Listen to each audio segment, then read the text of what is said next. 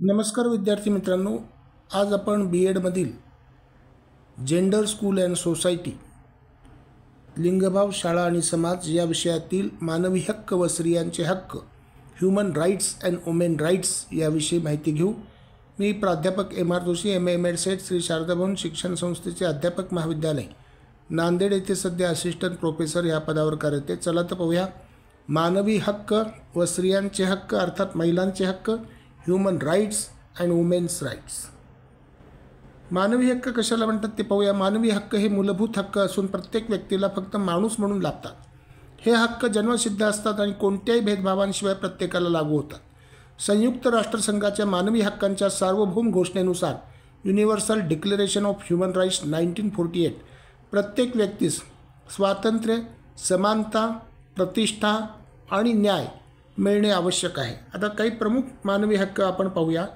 जसं जीवनाचा हक्क, स्वातंत्र्याचा हक्क, समानतेचा हक्क, शिक्षणाचा हक्क, विचार आणि अभिव्यक्तीचा हक्क, कार्य आणि रोजगाराचा हक्क, आरोग्य आणि सुरक्षिततेचा हक्क, हे सगळे मानवी हक्क आहेत. त्याच्यानंतर स्त्रियांचे हक्क किंवा महिलांचे हक्क.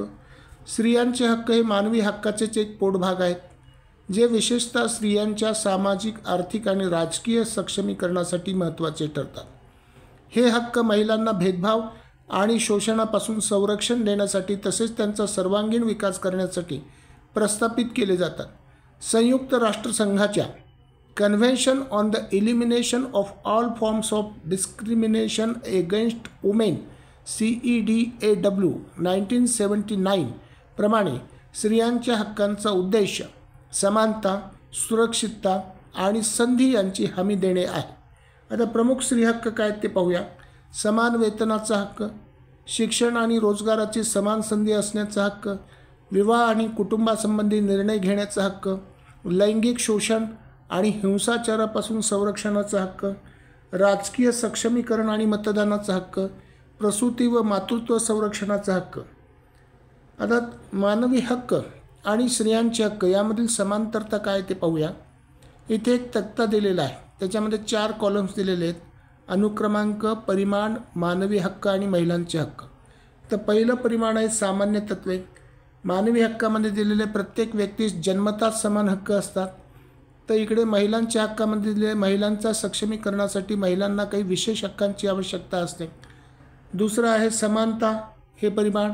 सर्व नागरिकांना कोणत्याही भेदभावाशिवाय समान वागणूक मिळावी हे मानवी हक्कामध्ये दिलेलं आहे. तर महिला हक्कांमध्ये दिलेले महिलांना पुरुषाइतकेच समान हक्क समाजामध्ये मिळणे आवश्यक आहे. त्याच्यानंतर तिसरा जो घटक आहे तो पाहूया, शिक्षणाचा हक्क. प्रत्येक व्यक्तीला शिक्षणाचा कायद्यानुसार अधिकार प्राप्त झालेला आहे. आणि इकडे काय दिलेले महिलांच्या हक्कात मुलींच्या शिक्षणाला प्रोत्साहन मिळणे गरजेचे असून त्यांच्या शिक्षणातील अडथळे दूर होणे आवश्यक आहे. त्याच्यानंतर कामाचा हक्क. मानवी हक्कामध्ये दिलेले प्रत्येक नागरिकाला कोणत्याही भेदभावाशिवाय रोजगार प्राप्त करण्याचा हक्क आहे. तर इकडे महिलांच्या हक्कामध्ये दिले महिलांना समान कामासाठी समान वेतन व मजुरी मिळाली पाहिजे. तसेच कामाच्या ठिकाणी त्यांना त्यांच्या गरजेनुसार सोयीसुविधा व संरक्षण या बाबी मिळणं गरजेचं आहे. त्याच्यानंतर 5वं पाहूया, राजकीय सहभागाचा हक्क. मानवी हक्कामध्ये दिलेले प्रत्येक नागरिकाला मतदान व निवडणूक लढविण्याचा हक्क असतो. तर इकडे दिलेले महिलांचे राजकीय सक्षमीकरण होण्यासाठी आरक्षणासारख्या सुविधा तसेच राजकीय क्षेत्रात त्यांचा सहभाग वाढणे आवश्यक आहे. त्याच्यानंतर 6वं दिलेलं आहे हिंसेपासून संरक्षण. कोणत्याही नागरिकाला त्याचे जीवन जगण्याचा हक्क व स्वतःचे संरक्षण करण्याचा हक्क आहे. त्याच्यानंतर महिलांच्या बाबतीत दिलेले महिलांना घरगुती हिंसा, लैंगिक शोषण, हुंड्यासारख्या कुप्रथा, स्त्रीभ्रूण हत्या यापासून संरक्षण मिळण्यासाठी कायद्यांची आवश्यकता व सुधारणांची आवश्यकता असते. तर थोडक्यात समारोपामध्ये निष्कर्षामध्ये असं म्हणेल, स्त्रियांचे हक्क हे मानवी हक्कांशी निगडीत असले तरी त्यावर विशेष भर देणे आवश्यक आहे. सामाजिक परिस्थितीमुळे स्त्रियांना भेदभावाचा सामना करावा लागतो.